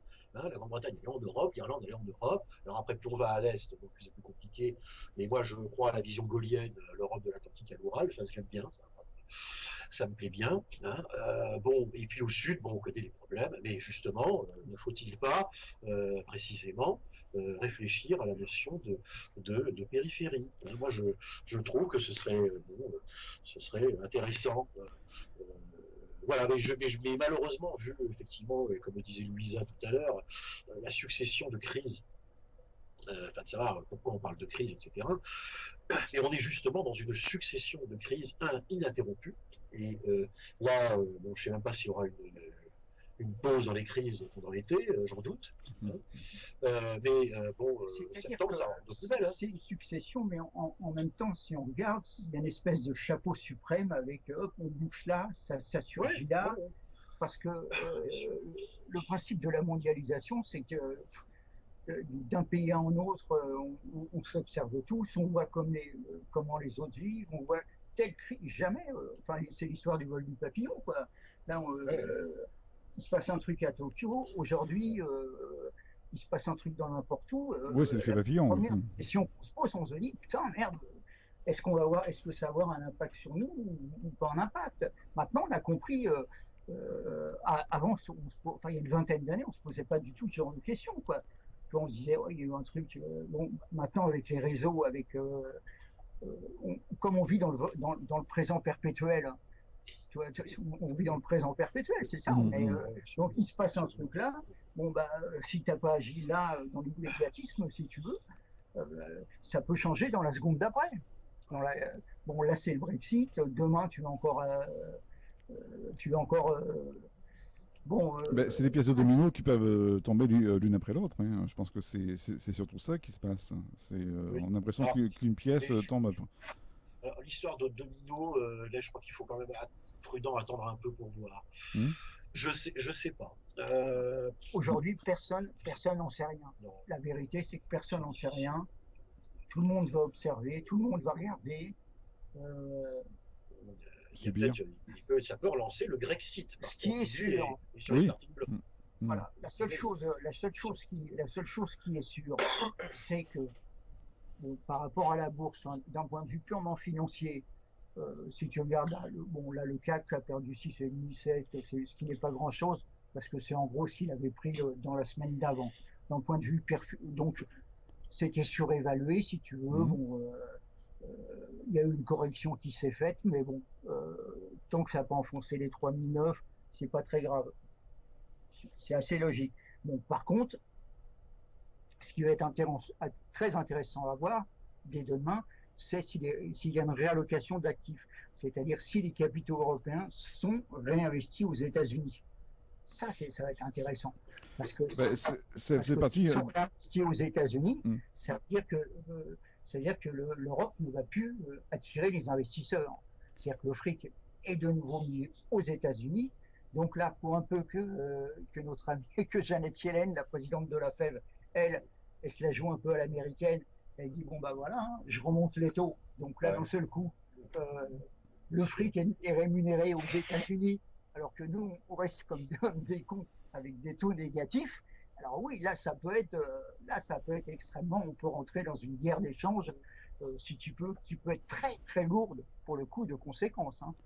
Donc, moi, c'est plus à cet aspect-là, parce que c'est sur l'aspect incertitude. Si tu veux, l'investisseur, par définition, ce qu'il déteste, c'est l'incertitude. Exactement. Là, donc, son fric, il va le garder. Il va dire, bon, bah, je ne sais pas, là, on va attendre de voir ce qui se passe. C'est qu'aujourd'hui, tu questionnes les gens qui bossent à la City. Ils sont dans la journée, moi, j'ai tout entendu. J'ai entendu dire, voilà, il y a Goldman Sachs, ça va faire 4000 suppressions d'emplois, ils vont mettre leurs employés en Irlande, c'est pas très loin, telle banque va virer, les Français vont rentrer en France. Il n'y a pas un mec qui a été capable de dire ce qui allait se passer véritablement sur la City et les banques qui allaient soit relocaliser ou... Alors, il a été dit que les banques allaient seulement être relocalisées en France, sur Paris. Oui. J'ai entendu Pécresse dire vous êtes le bienvenu, c'était à mourir de rire. Elle est passée du truc, le nettoyage dans Paris avec ses petits pulls verts, nous sommes la City de demain, etc. Olivier me disait tout à l'heure il paraît qu'il y a des mecs, du coup ça déclenchait des vagues d'achat immobilier d'investisseurs dans Paris. Mais bon, ça, j'ai pas encore vu d'éléments qui corroboraient ça. Mais comme sur les licenciements dans la City, mais c'est sûr que ça va changer énormément dans la mesure où le business model de la City va changer, parce que c'était certes un hub financier, mais la City, c'était aussi, il y avait une grosse activité, si tu veux, qu'on appelle le passporting. C'est-à-dire qu'une société qui voulait s'implanter ou avoir accès au marché européen pouvait, par le biais de la City, tu vois, le passporting, avoir accès au marché européen. Donc là, maintenant, c'est cette faculté qu'utilisaient beaucoup de sociétés pour avoir accès au marché. Les Anglais vont plus l'avoir. Parce que l'Europe va leur dire, vous êtes gentils, mais bon, maintenant, le passporting, c'est terminé, quoi. C'est terminé, c'est net. Hein. Donc, il y a plein de métiers aussi, qui vont... sur lesquels il va falloir qu'ils modifient aussi leur business model. Messieurs, vous avez le bonsoir de Sorine André. Bonsoir, Sorine. Entre intervenants, voilà, donc je trouve ça très bien d'ailleurs que vous puissiez vous écouter mutuellement. Donc coucou Sorine. Donc du coup j'avais une question qui m'était venue en tête. Et du coup tu as perdu la question. Et ouais, mais ça va me revenir là maintenant, là tout de suite. C'est à qui profite? Est-ce que tout ça peut profiter? Justement, tu parlais des États-Unis. Est-ce qu'une déconstruction européenne peut profiter à il semblerait quand même que ça pose un problème s'il y a l'affaiblissement de l'Europe. Oui, si tu veux, non, même si tu veux, aux États-Unis, bon, à terme, Dans un premier temps, c'est positif, si tu veux, pour la raison que je viens de t'indiquer au niveau guerre d'échange, au niveau réallocation, effectivement. Après, il y a l'histoire du hub. C'est vrai que la City, c'était un petit peu la porte d'entrée sur ces marchés pour les États-Unis. Donc la City, si la City perd ce rôle, et puis c'était un peu la voix de son maître aussi, quand même, soyons clairs.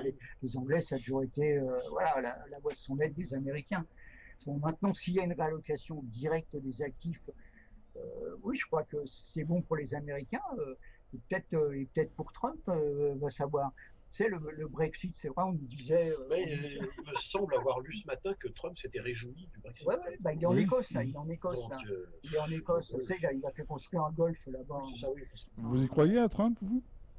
Hein? Vous y croyez à Trump? Bah, il y a un risque. Hein. Je crois qu'on en avait déjà parlé de ça. Écoute, moi j'en ai parlé la semaine dernière avec un ami qui a une boîte de drones qui est le leader mondial des drones, qui a une boîte de Toulouse DLR, une start-up qui va s'installer aux États-Unis. Lui, il y croyait. Hein. Il m'a dit, moi, tous les gens que je rencontre là-bas, ça, c'est un petit peu comme le Brexit, quoi. J'ai le même écho, c'est pareil. C'est tous les gens, il me dit... C'est le rejet d'Hillary Clinton. Oui, il m'a dit, mais tous les gens, il y a un rejet. Tu ne peux pas imaginer de Wall Street, de tout ça. Oui, et Hillary... regarde Renzi, regarde dans l'émission précédente qu'on a fait, je t'ai dit, regarde le Job Act, etc. Renzi, c'est du pipoti pipota. J'ai dit, tout le monde en dit...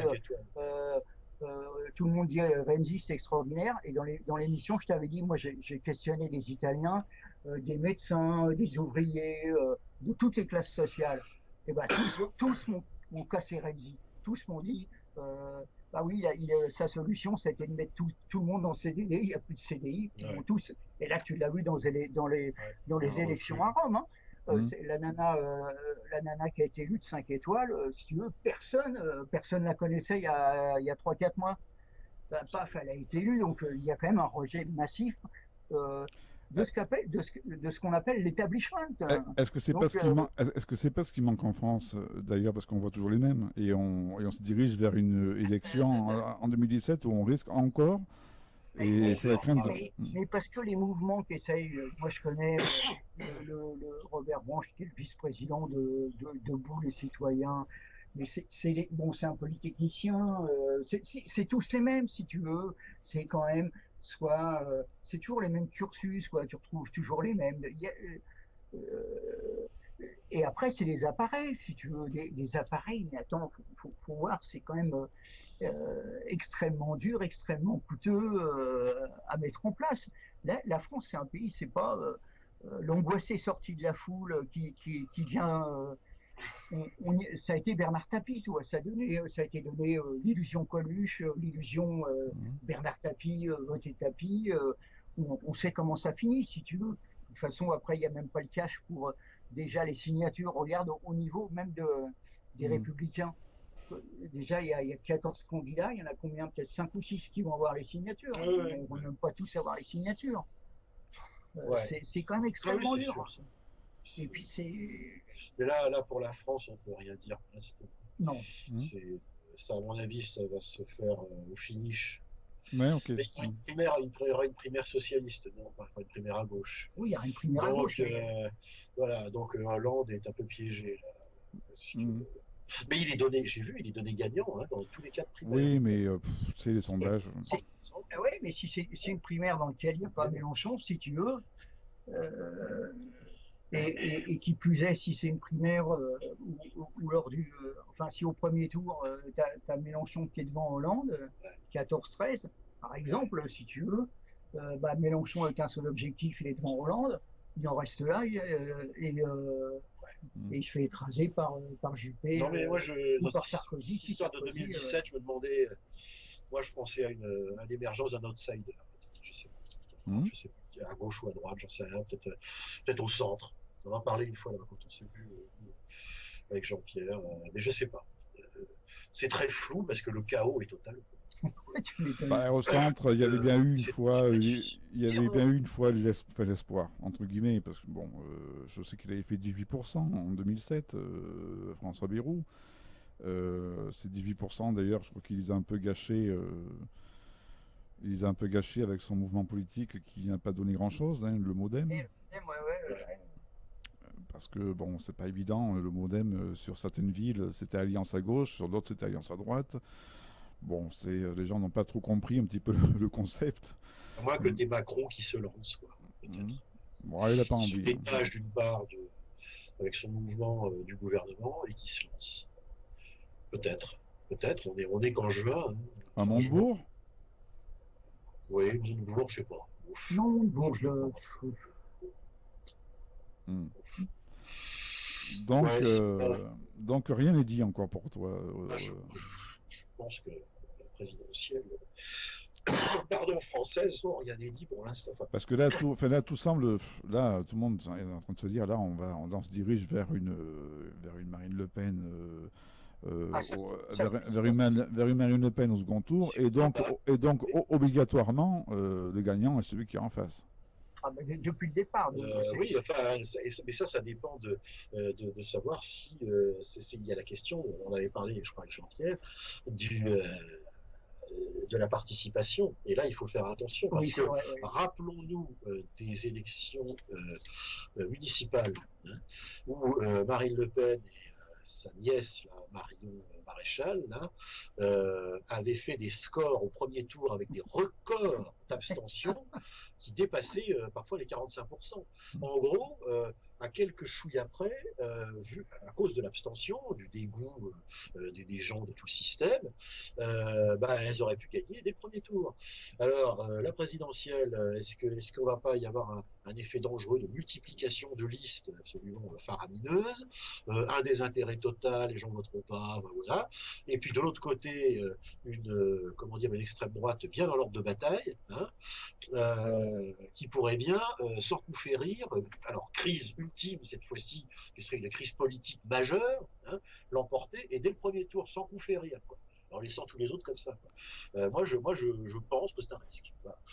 Mais bon, peut-être que... Après, il y a un sujet qui peut vous séparer tous les deux. Je sais que Jean-Pierre, ayant fait des émissions avec lui, m'avait prôné que, en fin de compte, l'acte d'achat était plus fort que le vote. Donc, à quoi ça sert de voter? Le droit de vote, oui, bien sûr. On le voit bien avec le patriotisme économique, hein, si tu veux. Hein, bien sûr, oui. Et Jean-Pierre, tu m'avais prôné, après tout, moi je m'abstiens, donc je prône l'abstentionnisme. Toi, Olivier, je pense que tu es dans une optique qui est différente.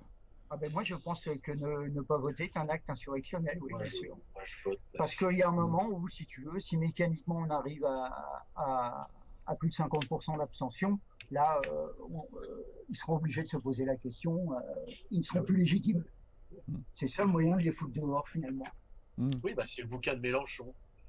Faut que ça dépasse. Ils s'en aillent tous. Ouais.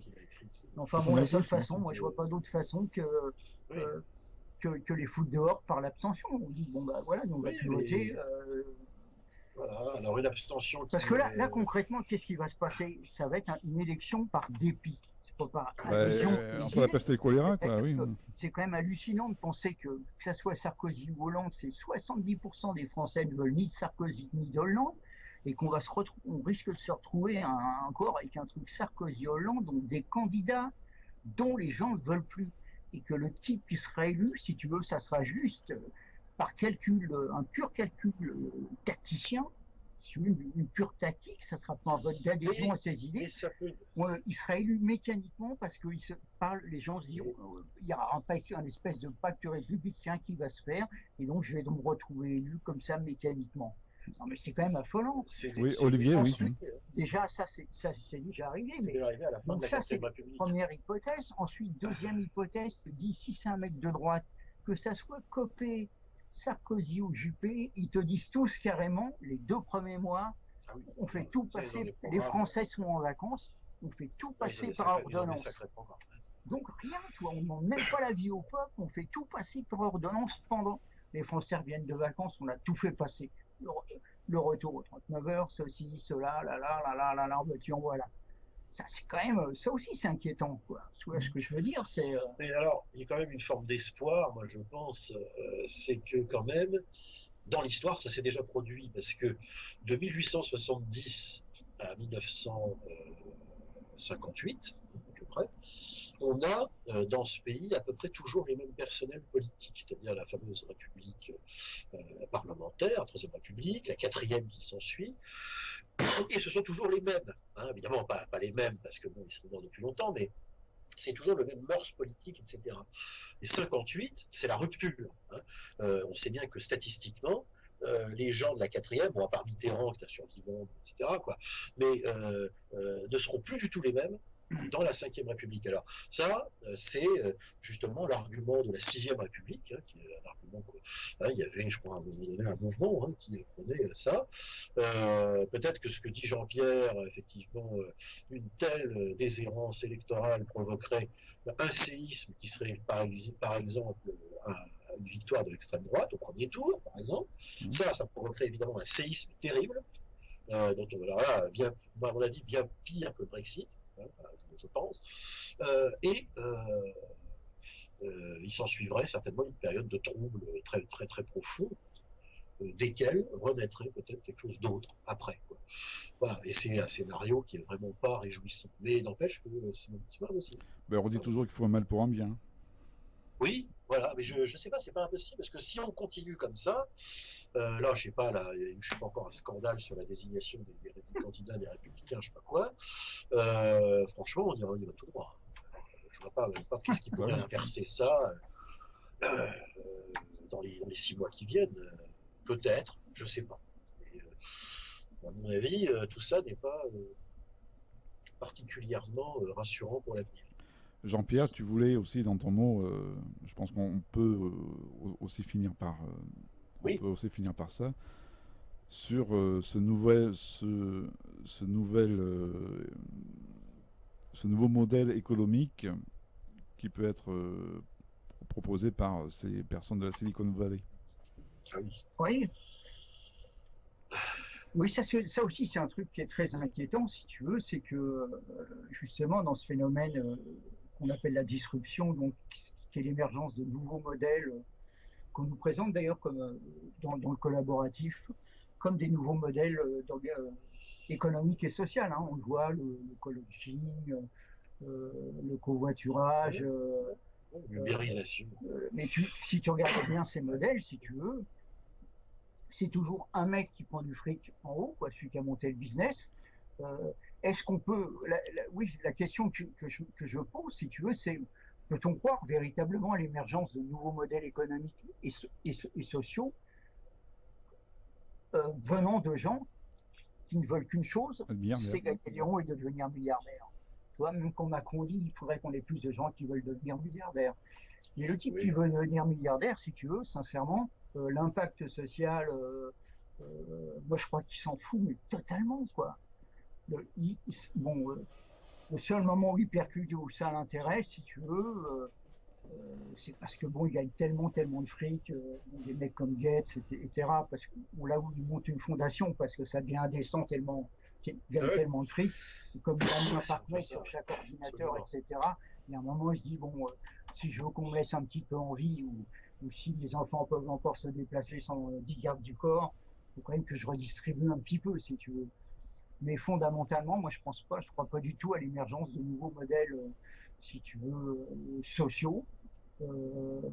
C'est pour ça que je crois pas du tout, moi, à l'économie du partage. On nous parle beaucoup de Rifkin, on nous parle beaucoup de gens comme ça. Moi, j'y crois pas. Le pyramidal, donc? Non, moi, je crois pas du tout à une redistribution. Là, le pyramidat, c'est le déversement, là. Déverse. On fait du fric en haut, puis ça se déverse. Ça non plus, ça, j'y crois pas. Non, ça, j'y crois pas du tout. Ça, c'est encore, c'est une pipota, ça. Non, ça n'arrive jamais en bas. Ah oui, ça c'est sûr. Ça c'est sûr. Et c'est important, ce qui est le plus proposé, c'est dans des... quand on voit souvent quand on reçoit des mails ou lors des sites qui proposent ça, devenez trader. Oui, c'est des robots, en fait, si tu veux, je vais t'expliquer Je gagne 5000 € par mois juste en faisant quelques clics, tu vois, les gens croient à ça encore. Je vais t'expliquer comment ça fonctionne. Oui, explique-moi. Moi, alors, tu sais que c'est vrai en partie, moi j'ai un pote qui est en Thaïlande. Alors, c'est pas là où est l'arnaque. Moi, j'ai un pote qui est en Thaïlande, si tu veux, et il se fait environ 100, 200, ça peut aller jusqu'à 300 € par jour, C'est pas mal. par jour. C'est pas mal. Mais le problème, c'est que nous, d'Europe, si tu veux, avec les taxes et les impôts, la plus-value sur les valeurs immobilières, si on le fait, si tu veux, ça va nous faire gagner 20 € qu'on va devoir déclarer, etc. Si tu veux. Parce que, mais le montage, lui, pourquoi il peut le faire de Thaïlande, c'est parce qu'il a ouvert, si tu veux, un compte chez HSBC Hong Kong, qui lui a donné une plateforme, le droit d'être une plateforme bancaire. Il a monté un compte dans les îles Vierges aussi, si tu veux, pour déverser. Ouais. Voilà le vrai montage qu'il faut faire. Ah bah oui. Et avec la plateforme bancaire, tu as le droit de faire plus de 30 opérations par jour. Et c'est pour ça qu'il arrive à gagner cette somme-là. Mais là, et là, ce qu'on te propose, en fait, lui, il n'a pas de robot. Il fait ça à l'ancienne, parce que je t'explique comment ça marche. Et ce que font les robots, là, qu'on essaie de vendre par algorithme. En fait, ces robots surveillent les ouvertures de cours. Et c'est une technique qu'on appelle, en fait, le scalping. Comme je te scalpe. Le scalping. Ils surveillent les ouvertures de cours et vont prendre les mêmes positions à l'achat ou à la vente que les gros. Que la Société Générale, toujours la même position, toujours dans le sens du marché. C'est pour ça que les gros n'aiment pas les petits qui font ça, parce que tu vois, ils appellent ça ces mecs qui viennent manger, leur miette, quoi, les scalpeurs. D'accord. Alors, le problème, c'est qu'avec ces trucs algorithmes qui font tomber effectivement, donc c'est les algorithmes, tu vas gagner un peu de fric, toi, tu vas les régler sur quelques valeurs. Mais comme tu vas pas pouvoir faire plus, là tu peux pas faire un nombre d'opérations illimité avec ces logiciels-là. Tu vas pouvoir faire que 10 ou 15 opérations, donc tu peux même pas gagner les 100 € par jour. Donc ça, voilà, c'est là qu'elle est l'arnaque. Mais la technique du scalping, si tu arrives à sortir de France, si tu veux, ou si tu arrives via un réseau virtuel, et si tu arrives... Le truc, c'est d'avoir un compte chez HSBC Hong Kong et puis un compte dans les îles Vierges pour encaisser l'argent. Bah, l'arnaque, c'est aussi que les gens ne se font jamais payer, parce que j'ai vu un reportage aussi là-dessus. C'est des gens qui sont rentrés dans ce truc-là, dans ce genre de site qui te propose de faire de trader, quoi, en gros. Et il y a pas mal de gens qui disent oui, mais moi je le fais, mais mon fric, je le vois jamais, quoi. Donc. À la limite, l'arnaque est là dès le départ, quoi. Déjà que tu investis, mais tu retrouves jamais ton fric. Oui. Et surtout que c'est le genre de site qui disparaît, voilà, qui fait ses opérations et qui disparaît, quoi, 3-4 mois après. Après, il n'y a plus rien. Je te donne le truc. Bon, moi, dans mes vieux jours, si je vais rejoindre mon pote là, qui vit en Thaïlande, et si j'ai un peu de rond, parce que si tu veux pas avoir le statut, une licence, la licence bancaire là que tu achètes à Hong Kong, il faut quand même avoir 50 000 €. Donc, tu vois, il faut quand même avoir un petit peu disons, oui, voilà, oui. Et là, tu as le statut de banque. Tu vois, c'est différent. Hein. Donc, ça coûte quand même un petit peu de blé. Ensuite, bon, ce que tu fais, moi, je vais dire, faut pas s'emmerder. Tu interviens uniquement sur le Nasdaq. Tu prends du Google, tu prends du Yahoo, enfin, tu prends, voilà, du Facebook, du machin.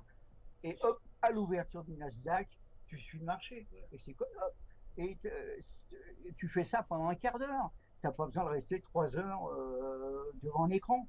Et tu fais ça tous les jours, de telle heure à telle heure. Et là, ça fonctionne. Mais je te dis, encore faut-il avoir ce statut d'intervenir comme une banque avec les commissions liées en banque. Sinon, tu vas passer par un broker, même si tu achètes l'appareil avec les algorithmes, tu vas passer par un broker et c'est lui qui va gagner du fric. En fait, c'est les brokers qui ont inventé ça. Ils se sont dit, bon, on va siphonner le cash des particuliers. Si tu veux, maintenant, pour siphonner le cash, on va faire, c'est une technique qu'on appelle la chasse au papillon. On va lui faire chasser le papillon. Et voilà, donc tu devenais trader, devenais machin, et le mec, il a l'impression d'être trader. Et puis, dans la chasse au papillon, c'est toi le client, en fait. Le client, c'est le mec qui devient client du trader, quoi. Tu comprends Olivier, tu as pris note voilà. Si un jour tu as envie de... Ce genre de truc, je les connais, c'est des petites fenêtres intempestives qui apparaissent. Oui. Un peu de corps d'un type qui explique qu'il gagne 5 000 euros par mois. Voilà, ouais. Ah non, mais tant qu'il y aura ça, il y aura toujours tant qu'il y aura Ouais, c'est pas. il y aura toujours des gens naïfs pour croire au truc, hein. Je connaissais quelqu'un comme ça qui avait une méthode, paraît-il, fiable pour gagner au tiercé. Il Hmm. prétendait pouvoir gagner régulièrement une certaine somme. Oui, avec une certaine martingale. Hmm. Il prétendait, c'est une méthode mathématique qu'il avait créée. Ouais. Absolument Monsieur X, étrange. c'est pas très élitisme. Donc voilà.